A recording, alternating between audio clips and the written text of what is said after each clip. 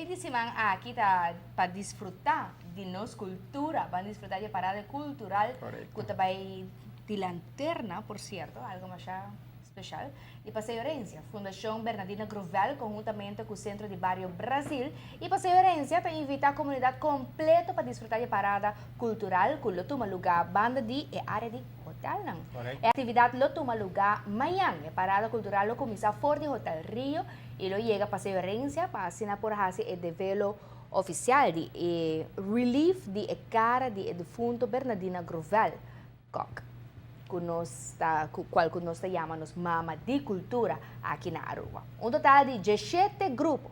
Sim, maneira para escutar. 17 grupos também participaram da parada aqui.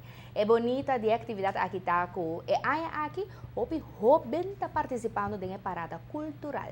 Essa aqui está indicar também que nós jovens está interessados em nossa cultura. Essa aqui seguro me está apreciar e dona nang chance para seguir lá a nossa cultura crescer.